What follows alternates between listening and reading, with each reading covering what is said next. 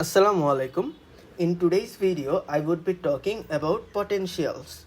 Okay, so if you have gone through the code, you will see that there is a portion by this title hashtag LJ potentials.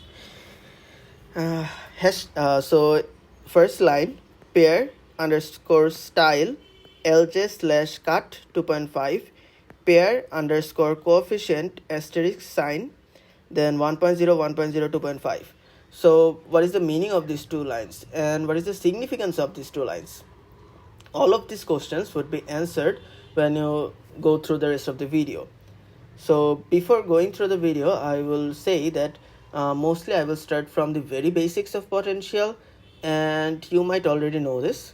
So before starting with any multibody problems, we normally, what we do is we start looking at the interactions between two particles, and then we scale that. Okay, so what we'll be doing is we will look at the atomic level and the interactions between those two particles, and then we will go to multi-body problems.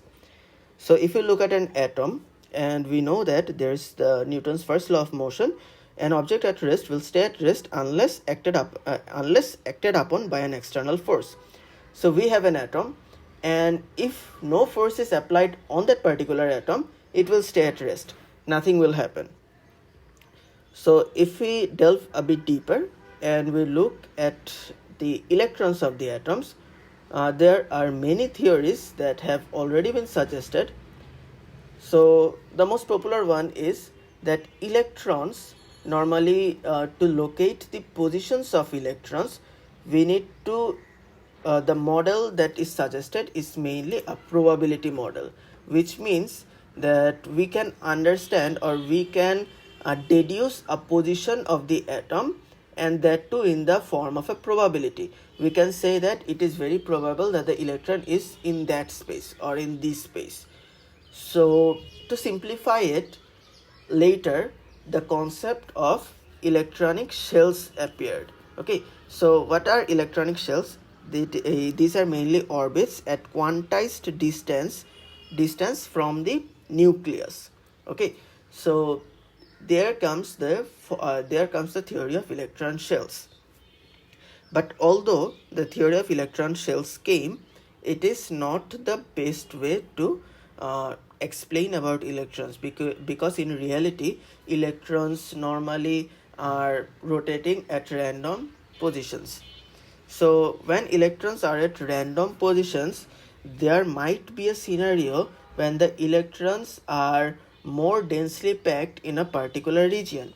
For example, you have an atom here and there's a nucleus, and there might be a particular scenario when most of the electrons, say, are stored here. Okay, so in that particular scenario, what happens is that an atom which is believed to be or which is considered to be neutral becomes a bit fluctuated, or what we call it as there is a fluctuating electric field acting upon that atom. Okay, so now what we will do is we will bring in an identical second atom. So we need to keep in mind that no two atoms are totally identical. Like their atomic number, their mass numbers can be identical, but their fluctuating electric fields, the position of the electrons, cannot be totally identical. Okay, so in the terms of atomic number, we can consider identical, and we bring such a second atom into the equation. So what happens is that we are bringing in another atom, and in induction to the first atom, there also happens to be some sort of fluctuating electric field in this particular atom. Okay, so when this kind of fluctuating electric field also is generated in the second atom, there appears to be a Coulomb's force of attraction between these two atoms. Okay, or between these two induced dipoles. So if there is this kind of Coulomb's force acting between these two atoms, Okay, there is another force acting between the atoms. We know that in the universe, every atom is supposedly pulled in by a gravitational force. So let the first atom has a mass. Uh, let the first atom occupy or have a mass of m. The second atom m1. The second atom also has a mass of m2. So the gravitational force acting between these two atoms is F equals to G into m1 m2 divided by r square. Here the value of capital G, the gravitational constant, is a very small value, so the gravitational force acting between these two atoms is considered negligible. Now, since there is a fluctuating electric field that is present in both of the atoms, there is also this Coulomb's force acting between these two atoms. So we can also say that there, according to the Coulomb's law, there is an electrostatic force, attraction force, that is applicable. F equals to K into Q1 Q2 divided by R square. Now the value of K is considerably larger, so we can say that there is an attractive force between these two atoms. Now we need to think about this particular concept, that if there is a gravitational attractive force, if there is a Coulomb's attractive force, in between two atoms, is there only attraction force? If there is only attraction force, then two atoms, every atom in the universe will eventually come to a single place, and they will try to overlap, or they will try to go upon one another. But it is not the scenario. If we look around, we will not see that all two atoms in the universe are coming together, which means that there is obviously a kind of repulsion force that is existing. Okay, so to explain this repulsion force, one of the first theories that came out was from Wolfgang Pauli, who said that no two electrons can occupy the same space. That means that the electronic shells cannot overlap one upon another. So this was the first theory of repulsion, but this does not elaborate or explain the whole scenario of repulsion. So there were other theories which kind of tried to explain the relationship, like the F is proportional to 1 by R. So this kind of relationships tried to explain the relation between the distance and the force between two atoms, but none of them were complete. So the first complete relation between two atoms was formulated by an English mathematician in 1924 by the name of Sir John Lennard Jones.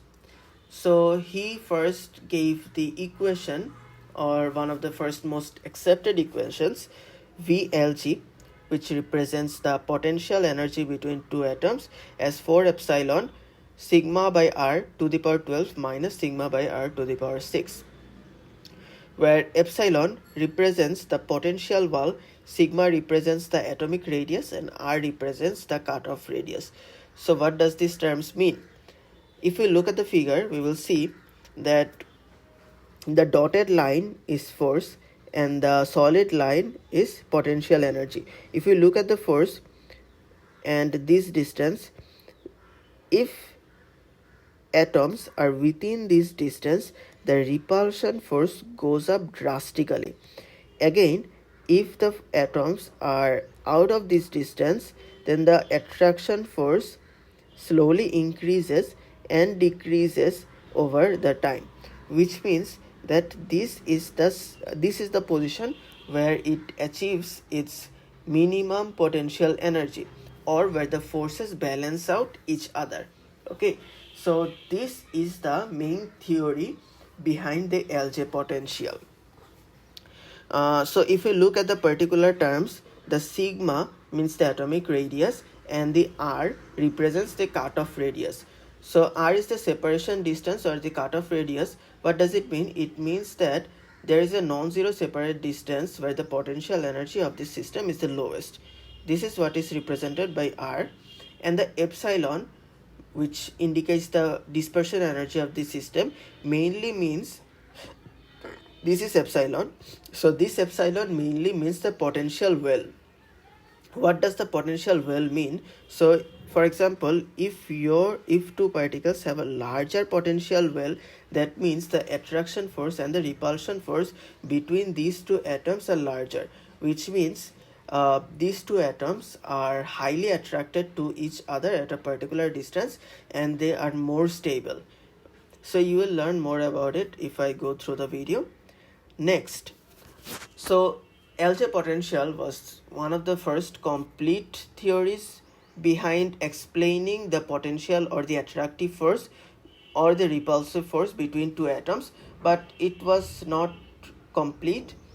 So there were some other extrinsic or intrinsic properties or parameters that needed to be considered. Okay, so what does these parameters include? It includes that you need to consider the non-nearest neighboring atoms as well as the electron charge densities. And within consideration of these two parameters, a model was first derived by Murray, S. Daw, and M.I. Basques in the year 1983. So they formulated the model, and this was known as EAM or embedded atom model. So you see that there is a term embedded here because there are mainly two theories upon which this particular atomic model is based upon. So there are two parts you can see here and here. So the second part of this model, it mainly indicates the pairwise term. Okay, so there is already the theory that was proposed by Lennard Jones, where there is a attraction or repulsion force that is between two atoms of a pair, the potential or the force acting between them. So this is the second part, and the first part mainly indicates the embedding term. So what does the embedding term mean? There is an atom here, and it is its atomic radius. So within its atomic radius there is an electron density. Okay, so there is an electron density around this atom, and if you want to place another atom within this electron density, for example, you want to place another atom within this electron density, so there might be energy lost or there might be energy gained. Okay, so this additional calculation of energy is what is done by the embedding term. Okay, so this embedding term mainly calculates the potential or the work done in bringing another atom within the electron density of the first atom. So this was the total theory or the concept behind EAM. It went on for a long time. Then a particular modification was needed to be done. Why was this model required to be modified? So you see, if you have a structure like this, which is a very simple structure, and you want to place an atom here, what you need to do, for example, if you want to place a atom here, according to the EAM potential file, you need to account for all of the pairwise potential along with the electron charge density of all of the atoms present here. Okay, so this was according to the theory of EAM, which was very straightforward. But the complications arose when there was a complex geometry. Why are there complications? Because when you are working with linear dependency, when you are working with pairwise potential, you are only accounting for the linear distance or the average distance between atoms. You are not accounting for the cases of any complex geometry where there might be angular dependencies. Okay, for example, the directional nature or the anisotropy and the angular distance that might be separating the two atoms and all these kinds of stuff. and this is what is included in the modified embedded EAM. So MEAM. So the MEAM model comes with the angular dependencies, which means that the pairwise term with an angular dependency V pair is introduced here. Okay, so it is mainly helpful if your structure has a complex environment, complex bonding environment. So if you look and study more, you will know more, but this is mainly the basic of how LJ potential, how EAM and how MEAM, which are three of the most popular potential files used, and this is the main theory behind them. Okay, so now we can look at the code and hopefully we will understand it. So if you see that first there is pair style, then arguments.